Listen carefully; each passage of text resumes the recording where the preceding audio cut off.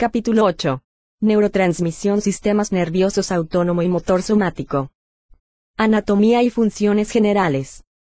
El sistema nervioso autónomo, también conocido como sistema nervioso central visceral, vegetativo o involuntario, se distribuye ampliamente a todo el cuerpo y regula las funciones autonómicas que ocurren sin control consciente. En la periferia, consiste de nervios, ganglios y plexos que inervan al corazón, vasos sanguíneos, glándulas, otras vísceras y músculo liso en varios tejidos. Diferencias entre los nervios autónomos y somáticos. Los nervios eferentes del sistema involuntario alcanzan las estructuras inervadas del cuerpo con excepción del músculo estriado, que recibe su inervación de los nervios somáticos. Las uniones sinápticas más distales en el arco reflejo autonómico ocurren en los ganglios que están completamente fuera del eje cerebroespinal. Tales ganglios son estructuras pequeñas, pero complejas, que contienen sinapsis axodendríticas entre las neuronas preganglionares y posganglionares. Los nervios somáticos no contienen ganglios periféricos y las sinapsis se encuentran por completo en el eje cerebroespinal. Muchos nervios autónomos forman plexos periféricos extensos, en tanto que tales redes están ausentes en el sistema somático. Los nervios motores a los músculos estriados están recubiertos por mielina, pero los nervios autónomos posganglionares por lo general no están mielinizados. Cuando se interrumpen los nervios eferentes espinales, los músculos estriados desnervados carecen de tono miógeno, se paralizan y atrofian, mientras que el músculo liso y las glándulas por lo general conservan cierto grado de actividad espontánea que es independiente de la inervación intacta. Fibras aferentes viscerales. Las fibras aferentes de estructuras viscerales se encuentran en el primer eslabón en el arco reflejo del sistema autónomo. Con ciertas excepciones, como los reflejos axónicos locales, la mayor parte de los reflejos viscerales son mediados por el sistema nervioso central. La información con respecto al estado de las vísceras se transmite al sistema nervioso central a través de dos sistemas sensoriales principales: el sistema sensorial visceral de los pares craneales parasimpáticos y el sistema aferente visceral espinal simpático SAPER, 2002. El sistema sensorial visceral craneal transporta principalmente información quimiosensorial y mecanorreceptora, mientras que las aferentes del sistema visceral espinal principalmente transportan la sensibilidad relacionada con temperatura y lesionística de tipo mecánico, químico o térmico. La información sensorial visceral craneal alcanza al sistema nervioso central a través de cuatro pares craneales: el trigémino V, facial 7, glosofaríngeo 9 y vago X. Estos cuatro pares craneales transmiten información sensorial desde la porción interna de la cara y cabeza V, lengua gusto, 7, paladar duro y porción superior de la orofaringe 9 y cuerpo carotídeo, porción inferior de la orofaringe, laringe, tráquea, esófago y órganos torácicos y abdominales X con excepción de las vísceras pélvicas. Estas últimas reciben inervación del segundo al cuarto segmentos espinales sacros. Las aferentes viscerales de estos cuatro pares craneales terminan topográficamente en el núcleo de la solitario Solitary Tract Nucleus ALTSCHULER et al. 1989. El sitio con terminación más masiva de fibras desde el núcleo de la solitario es el núcleo parabraquial, que constituye el principal punto de relevo. El núcleo parabraquial consiste de al menos 13 subnúcleos separados, que a su vez dan proyecciones amplias a sitios en el tronco del encéfalo, hipotálamo, prosencéfalo basal, tálamo y corteza cerebral. Otras proyecciones directas desde el núcleo de la solitario también inervan tales estructuras encefálicas. Las aferentes sensoriales desde órganos viscerales también penetran al sistema nervioso central a través de los nervios espinales. Aquellos que participan en la quimiosensibilidad muscular pueden originarse a cualquier nivel espinal, mientras que las aferentes sensoriales viscerales simpáticas por lo general se originan a nivel torácico, donde se encuentran las neuronas preganglionares simpáticas. Las aferentes sensoriales pélvicas de los segmentos espinales S2 a S4 penetran a dicho nivel y son importantes para la regulación de los estímulos de salida parasimpáticos sacros. En términos generales, las aferentes viscerales que penetran a los nervios espinales transportan información relacionada con la temperatura y estímulos viscerales nociceptivos relacionados con estimulación mecánica, química y térmica. Las vías primarias que toman las aferentes viscerales o espinales o los ascendentes son complejas y son tema de controversia. Sapir, 2002. Con mayor probabilidad existe convergencia con aferentes musculoesqueléticas y cutáneas y ascienden a través de los haces espinotalámico y espinorreticular. Otras ascienden por la columna dorsal. Una característica importante de las vías o los ascendentes es que proporcionan colaterales que convergen con las vías sensoriales viscerales de los pares craneales en prácticamente cualquier nivel. Sapir, 2000. Al nivel del tronco del encéfalo, las colaterales del sistema espinal convergen con el sistema sensorial de los pares craneales en el núcleo del haz solitario, porción ventrolateral del bulbo raquídeo y el núcleo parabraquial.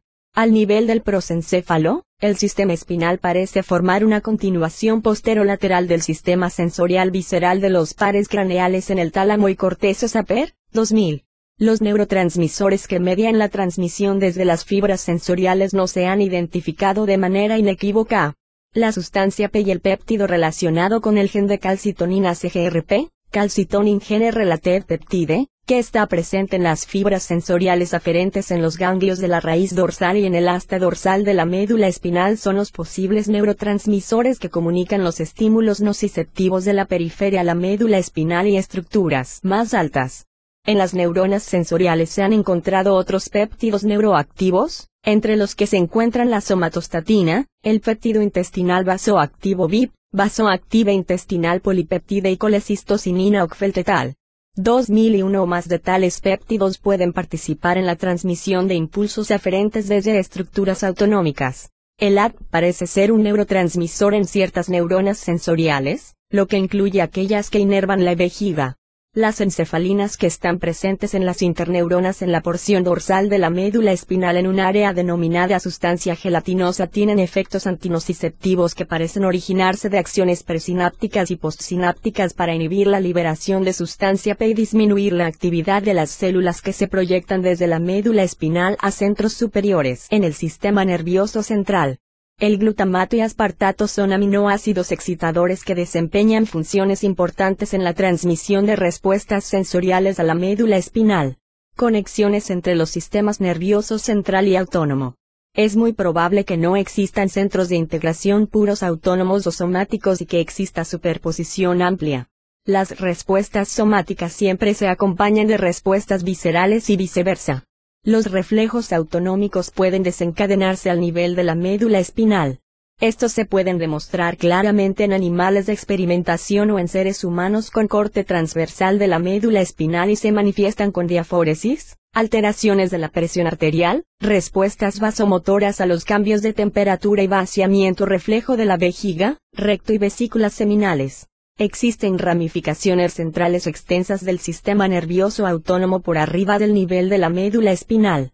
Por ejemplo, es bien conocida la integración del control de la respiración en la médula oblongada. El hipotálamo y el núcleo del haz solitario por lo general se consideran el principal sitio de integración de las funciones del sistema nervioso autónomo, lo que incluye la regulación de la temperatura corporal, equilibrio de agua, metabolismo de carbohidratos y lípidos, presión arterial, emociones, sueño, respiración y reproducción. Las señales se reciben a través de vías espinobulbares ascendentes, el sistema límbico, corteza neoestriada y en menor grado otros centros cerebrales superiores. La estimulación del núcleo del haz solitario y del hipotálamo activa las vías bulboespinales y los estímulos hormonales para mediar las respuestas autonómica y motora. Andresen y Kunze, 1994, capítulo 14. Los núcleos hipotalámicos que se encuentran en dirección posterior y externa son simpáticos en sus conexiones principales, en tanto que las funciones parasimpáticas se integran en los núcleos de la línea media en la región del tubercinereum y por los núcleos que se encuentran en dirección anterior. El sistema nervioso central puede producir una amplia gama de respuestas autonómicas y somáticas por la activación aislada de neuronas simpáticas o parasimpáticas a una activación más generalizada de estos nervios con patrones de respuesta muy integrados. Existen patrones muy diferenciados de actividad durante una amplia variedad de situaciones fisiológicas consistentes con la necesidad de la modulación de diferentes funciones orgánicas. Hay evidencia de la organización organotrópica de los acúmulos neuronales en múltiples niveles en el sistema nervioso central que generan estos diversos patrones de respuestas simpáticas y parasimpáticas. Los generadores de patrones a estos niveles diferentes del eje neuroaxial a menudo se organizan en forma jerárquica, lo que permite respuestas individuales o respuestas más grandes constituidas por múltiples unidades individuales. Los patrones de respuesta muy integrados por lo general se organizan al nivel del hipotálamo y afectan componentes autonómicos, endocrinos y conductuales. Por otra parte, los patrones de respuesta más limitados se organizan a otros niveles del prosencéfalo basal, tronco del encéfalo así como la médula espinal. Divisiones del sistema autónomo periférico. En el lado aferente, el sistema nervioso autónomo consiste de dos divisiones grandes: un estímulos simpáticos o toracolumbares y dos estímulos parasimpáticos o craneosacros.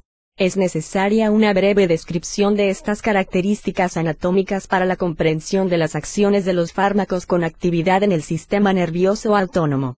En la figura 8-1 se presentan de manera esquemática la disposición de las principales partes del sistema nervioso autónomo periférico. El neurotransmisor de todas las fibras autonómicas preganglionares, de la mayor parte de las fibras parasimpáticas posganglionares y de unas cuantas fibras simpáticas posganglionares es la acetilcolina. Algunos medios parasimpáticos posganglionares utilizan óxido nítrico no como neurotransmisor. Los nervios que liberan no se conocen como nitrérgicos. Toda y Okamura, 2003. Las fibras adrenérgicas comprenden la mayor parte de las fibras simpáticas posganglionares. En ellas el principal neurotransmisor es la noradrenalina levarterenol. Originalmente Dahle propuso los términos colinérgico y adrenérgico para describir las neuronas que liberan A con noradrenalina, respectivamente.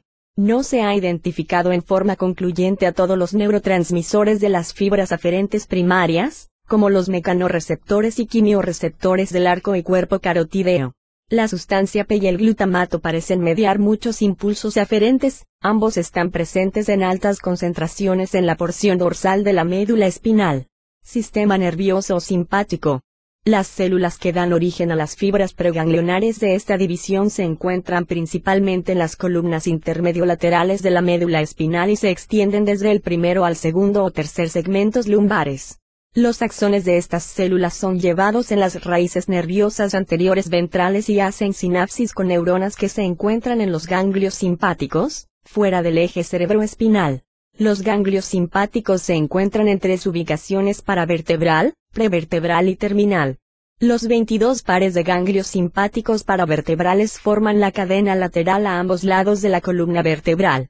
Los ganglios están conectados uno con otro por troncos nerviosos y a los nervios espinales por los ramos comunicantes.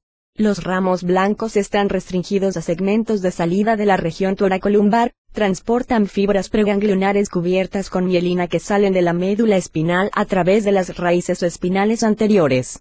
Los ramos grises se originan de los ganglios y transportan fibras posganglionares de vuelta a los nervios espinales para la distribución a las glándulas sudoríparas y músculos pilomotores, vasos sanguíneos de músculo estriado y piel. Los ganglios prevertebrales se encuentran en el abdomen y en la pelvis cerca de la superficie ventral de la columna vertebral ósea y consisten principalmente de los ganglios celíaco solar, mesentérico superior, aórtico renal y mesentérico inferior. Los ganglios terminales son pocos en número, se encuentran cerca de los órganos a los cuales inervan e incluyen los ganglios conectados con la vejiga y recto en los ganglios cervicales en la región del cuello. Además, los ganglios intermedios pequeños se encuentran fuera de la cadena vertebral convencional, en especial en la región toracolumbar. Son variables en cuanto a número y ubicación, pero por lo común se encuentran en estrecha proximidad con los ramos comunicantes y con las raíces nerviosas espinales anteriores.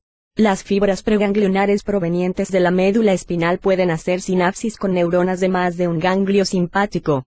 Su ganglio principal de terminación no necesita corresponder con el nivel original del que salieron las fibras preganglionares en la médula espinal. Muchas de las fibras preganglionares desde el quinto hasta el último segmentos torácicos pasan a través de los ganglios paravertebrales para dar origen a los nervios esplácnicos. La mayor parte de las fibras de los nervios esplácnicos no hacen sinapsis hasta que alcanzan el ganglio celíaco, otros dan inervación directa a la médula suprarrenal. Véase la revisión más adelante.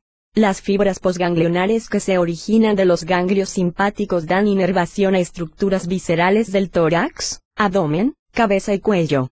El tronco y las extremidades reciben inervación de fibras simpáticas en los nervios espinales, como se describió antes. Los ganglios prevertebrales contienen cuerpos celulares cuyos axones inervan a las glándulas y músculo liso de las vísceras abdominales y pélvicas. Muchas de las fibras simpáticas torácicas superiores provenientes de los ganglios vertebrales forman plexos terminales, como los plexos cardíaco, esofágico y pulmonar.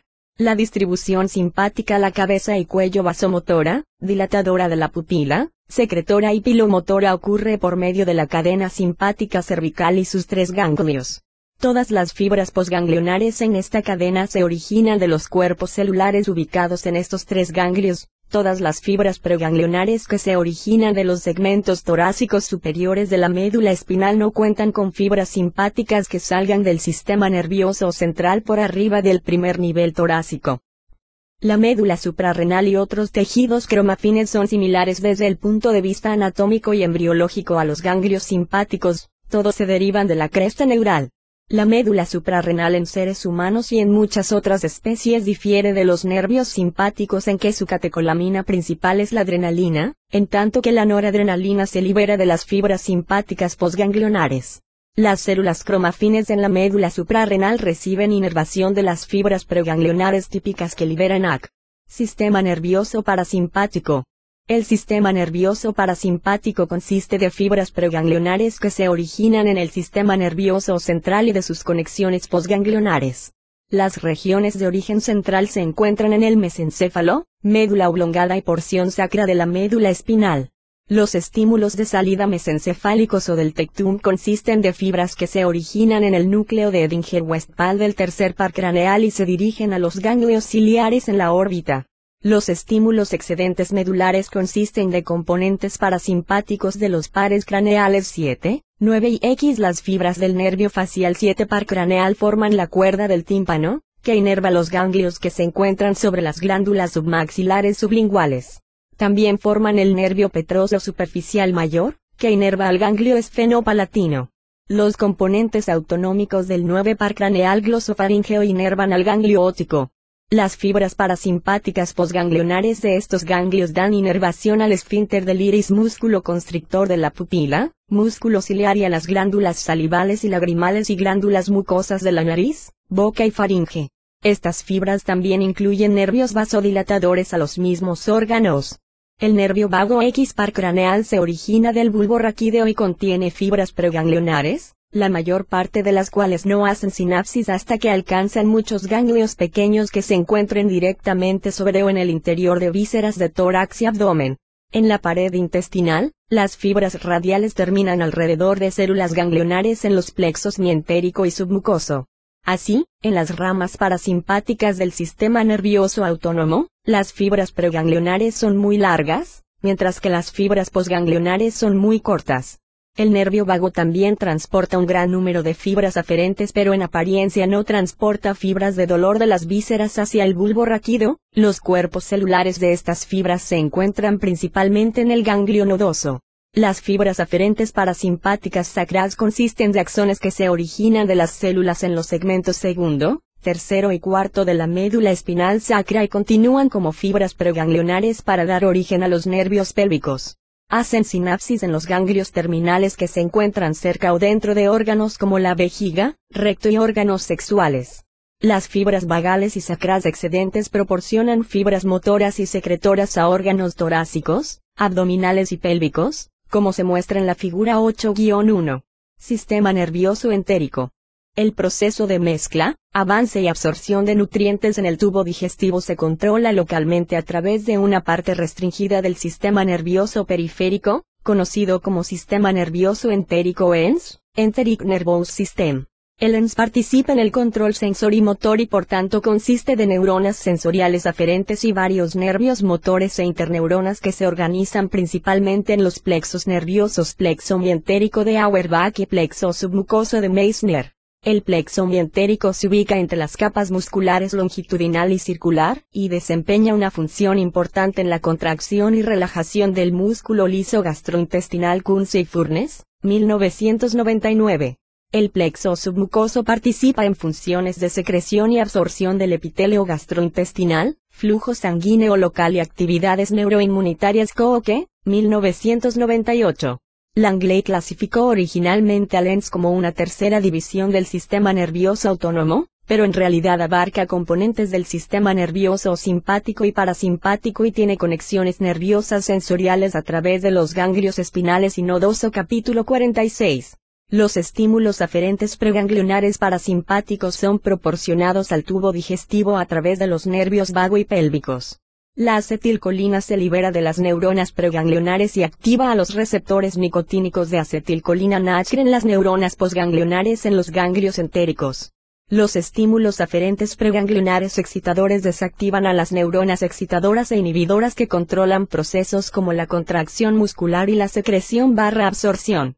Los nervios simpáticos posganglionares también hacen sinapsis con neuronas intrínsecas y en términos generales inducen relajación por inhibición de la liberación de ACT. Los nervios aferentes simpáticos también pueden ser excitados en algunos esfínteres. Hay neuronas aferentes primarias intrínsecas en los cuerpos celulares en los ganglios entéricos y procesos que se extienden hacia la lámina propia de la mucosa. Estas neuronas responden a estímulos químicos luminales, deformación mecánica de la mucosa y estiramiento costa et al. 2000. Las terminales nerviosas de las aferentes primarias pueden activarse por diversas sustancias endógenas, de las cuales la de mayor importancia es la serotonina 5-HT, 5-hidroxitriptamina que es secretada en las células enterocromafines en la mucosa. Las células enterocromafines tal vez proporcionan mecanismos de transducción sensorial primaria que activan a las neuronas aferentes. La información de los estímulos neurales aferentes y preganglionares hacia los ganglios entéricos se integran y se distribuyen a través de una red interneuronal. Estas células proporcionan vías ascendentes y descendentes en los plexos entéricos que participan en la generación de reflejos gastrointestinales estereotípicos como la inhibición ascendente y la relajación descendente. La que es el principal neurotransmisor que proporciona estímulos excitadores entre interneuronas, pero otras sustancias como el ATP a través de receptores postsinápticos, la sustancia P por receptores NK3 y serotonina utilizando receptores 5-HT3 también son importantes en la mediación del proceso de integración a través de interneuronas. Las capas musculares del tubo digestivo reciben inervación dual por neuronas motoras excitadoras e inhibidoras con cuerpos celulares principalmente en los ganglios mientéricos. Kunze y Furness, 1999. La AC, además de ser un neurotransmisor liberado en las neuronas preganglionares en los ganglios, también actúa como un neurotransmisor motor excitador primario que es liberado de las neuronas posganglionares. La que activa receptores metros cuadrados y metros cúbicos en las células postsinápticas para desencadenar respuestas motoras. El antagonismo farmacológico de los receptores colinérgicos muscarínicos MACHR no antagoniza la neurotransmisión excitadora, porque también se almacenan y liberan neurosininas y sustancia P por las neuronas motoras excitadoras y contribuyen a la excitación postsináptica a través de receptores NK1 y NK2. Costa et al. 1996. Las neuronas motoras inhibidoras también abundan en el tubo digestivo y regulan eventos de motilidad importantes como la adaptación intestinal, relajación de esfínteres y relajación de descenso. Las respuestas inhibidoras son desencadenadas por al menos dos neurotransmisores importantes, utilizados en grados variables dependiendo de la región del intestino y de la especie animal. Una sustancia derivada de las purinas, ya sea adpodinucleótido de adenina nicotinamida nagmutafoba yambolieva, 2007, desencadena la relajación a través de receptores P2 y 1 postsinápticos. El óxido nítrico también es un neurotransmisor importante que activa la producción de GMP cíclico CGMP y la fosforilación efectora mediante la activación de PKG.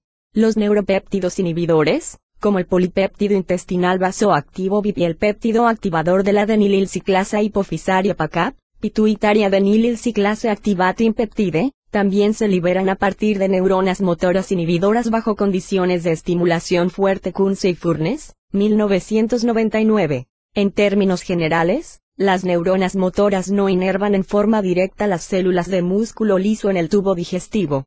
Las terminales nerviosas hacen conexiones sinápticas con las células intersticiales de Kajalik, interstitial cells of Cajal, y estas células hacen conexiones eléctricas, uniones estrechas con células de músculo liso. Ward et al. 2000.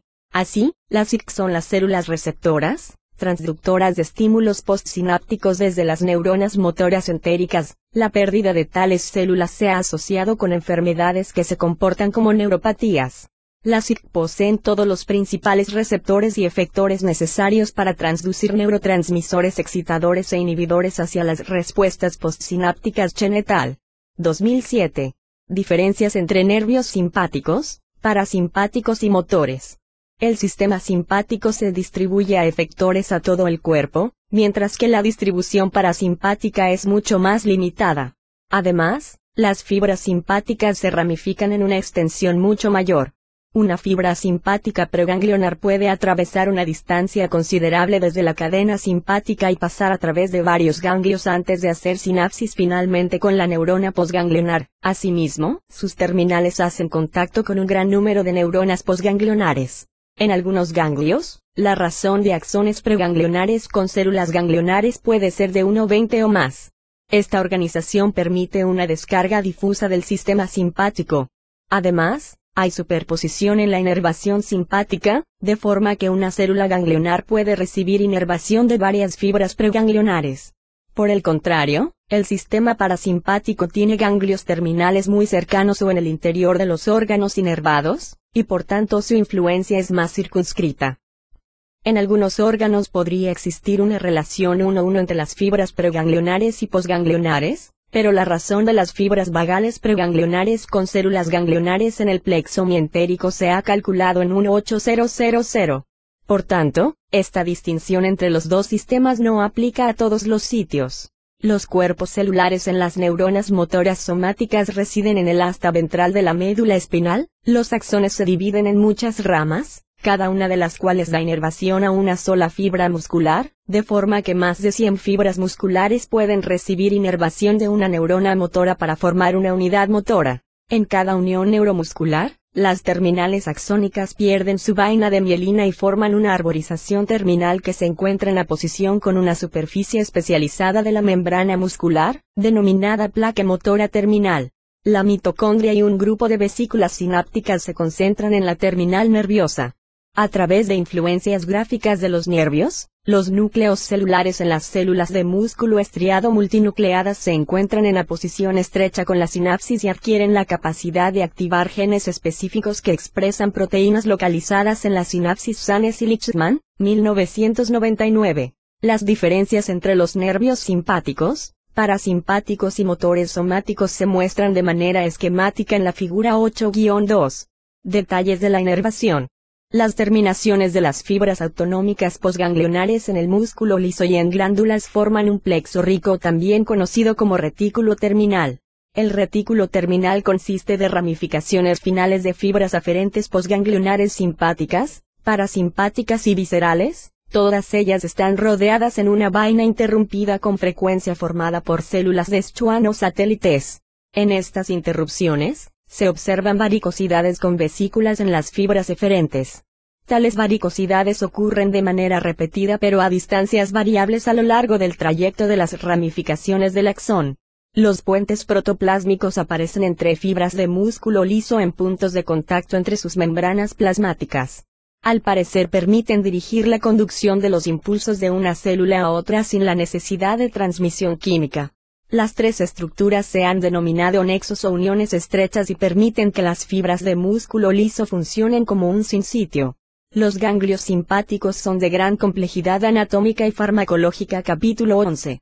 Las fibras preganglionares pierden sus vainas de mielina y se dividen en forma repetida en un gran número de fibras terminales con diámetros que varían de 0.1 a 0.3 m y con excepción de los puntos de contacto sináptico, conservan sus vainas de células satélite. La mayor parte de las sinapsis son axodendríticas. En apariencia, una terminal axónica dada puede hacer sinapsis con uno o más procesos dendríticos. Respuestas de los órganos efectores a los impulsos nerviosos autónomos. A partir de las respuestas de varios órganos efectores de los impulsos nerviosos autónomos y el conocimiento del tono autonómico intrínseco, se pueden predecir las acciones de los fármacos que simulan o inhiben las acciones de tales nervios. En la mayor parte de los casos, los neurotransmisores simpáticos y parasimpáticos pueden percibirse como antagonistas fisiológicos o funcionales. Si un neurotransmisor inhibe una cierta función, el otro por lo común aumenta dicha función. La mayor parte de las vísceras reciben inervación por ambas divisiones del sistema nervioso autónomo y el nivel de actividad en todo momento representa la integración de las influencias de los dos componentes. Pese al concepto convencional de antagonismo entre las dos porciones del sistema nervioso autónomo, sus actividades sobre estructuras específicas pueden ser aisladas e independientes o bien, ser integradas e interdependientes.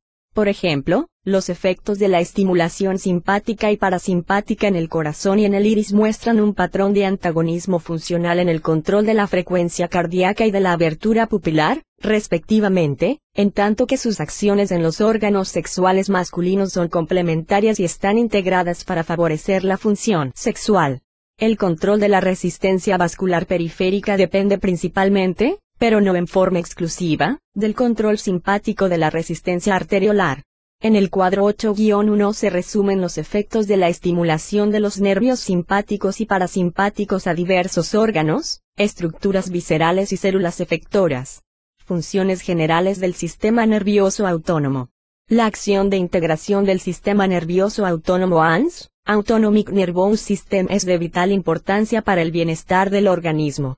En términos generales, el ANS regula las actividades de estructuras que no se encuentran bajo control voluntario y cuya función ocurre al nivel inconsciente. Así, la respiración, circulación, digestión, temperatura corporal, metabolismo, sudoración y secreción de ciertas glándulas endocrinas está regulada, en parte o por completo, por el sistema nervioso autónomo, lo que hace del ANS el principal regulador de la constancia del medio interno del organismo. El sistema simpático y la médula suprarrenal asociada no son esenciales para la vida en un entorno controlado, pero la falta de funciones simpático-suprarrenales se hace evidente bajo situaciones de tensión. La temperatura corporal no puede ser regulada cuando varía la temperatura ambiental, la concentración de glucosa en sangre no se incrementa en respuesta a una necesidad urgente, desaparecen las respuestas vasculares compensadoras a la hemorragia, privación de oxígeno, excitación y esfuerzo, disminuye la resistencia a la fatiga, se pierden los componentes simpáticos de las reacciones instintivas al medio externo y se hacen evidentes otras deficiencias graves en los mecanismos de protección corporal. El sistema nervioso simpático por lo común se encuentra activo en forma continua, el grado de actividad varía de un momento a otro y de un órgano a otro. De esta forma, se llevan a cabo ajustes ante un entorno en cambio constante. El sistema simpático suprarrenal también puede funcionar como una unidad. Esto ocurre en particular durante periodos de ira o temor, cuando las estructuras con inervación simpática de todo el cuerpo se afectan de manera simultánea. Se incrementa la frecuencia cardíaca, se eleva la presión arterial, se vierten eritrocitos hacia la circulación desde el vaso en ciertas especies, se modifica el flujo sanguíneo desde la piel y región esplácnica hacia los músculos estriados, se incrementan las concentraciones de glucosa, hay dilatación bronquiolar y pupilar y el organismo está mejor preparado para luchar o huir. Muchos de estos efectos son resultado principalmente o son refuerzo de acciones de la adrenalina secretada por la médula suprarrenal descritas más adelante. Además, se reciben señales a centros cerebrales superiores para facilitar las respuestas útiles o para grabar los eventos en la memoria. El sistema nervioso parasimpático está organizado principalmente para la secreción aislada y localizada. Aunque participa esencialmente en la conservación de energía y en la conservación de la función de órganos durante periodos de mínima actividad, su eliminación no es compatible con la vida. Por ejemplo, la división del nervio vago pronto da origen a aumento de las infecciones pulmonares por la incapacidad de los cilios para retirar sustancias irritantes del aparato respiratorio. El sistema parasimpático disminuye la frecuencia cardíaca, reduce la presión arterial, estimula los movimientos y secreciones gastrointestinales, favorece la absorción de nutrientes, protege a la retina de la luz excesiva y favorece el vaciamiento vesical y rectal. Muchas respuestas parasimpáticas son rápidas y de naturaleza refleja.